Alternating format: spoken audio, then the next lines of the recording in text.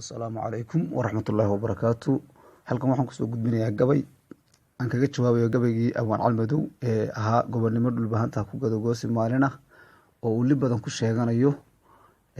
hadalkaas gabaygaas oo ahaa gabay uu aad u buunbuuniyey sida wuxuu jiraan aan wuxuu sheegin. Marka anigoo Abwaan Doodi kana soo jeedo gobolka Sool baan waxaan tirinayaa gabayga kaga jawaabayo marka dhageysi habboon. Ragga gobolka bari aadayo gabaygan sii qaada gooraan mindhicir iyo warkaa cawsaneba geeya gebi iyo dhagxaan iyo ilaa macagba gaarsiiya warsangeliga geeraarayana gaar u maqashiiya gardarradu ma fiicnee Calmadow goobta ugu sheega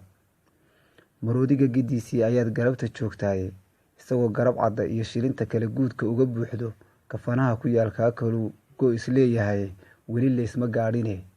inaad gabaydo maahayn haddiise guulla kaa keenay aad gelisay facebooka intaasoo gudoo kaa dhacay baa gelaya taariikhe go u dhigo murtida oo naxwuhu yuu ku gees marin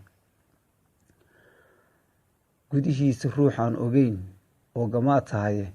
haddaad gaar hayiyo ciidan iyo gaasas adag hayso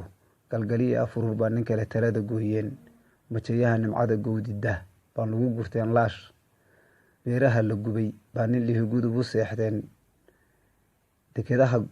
gamaaray iyo badaha lagama guureen garcastaada iyo odayadii lama gidhaasheen gibir lagama qaadeen dhulkaad gaarka u lahayd welina laysma gaadhin inaad gabaydo ma ahayn haddiise guulla kaa keenay aad gelisay facebooka go u dhigo murtida oo naxwuhu yuu ku gees marin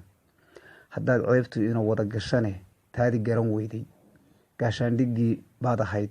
gelayay reer Sool godobtaad fasheen baan tullimo kuugu gaxsaday tulkuna gebi ahaan waa jiraan labada geesood gunnadii lagaa jaray hadday meesha kula gaadhay oo aad gedootay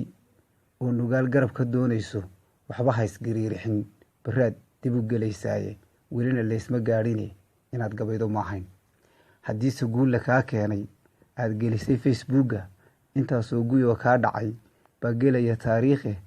go u dhigo murtida oo naxwuhu yuu ku gees marin haddii goos la dhaafsado adaa doorashow galay garoowe iyo qardho baa laga tirshaa gabayadaadii asad kuma gargaarteen haddaadan lacag ku goobayn inkastaad gundaha hoose iyo dabada soo goysay cirka waagii aad gaadhay baad garasho roonay waa dhegeysi habboon. Assalaamu calaykum.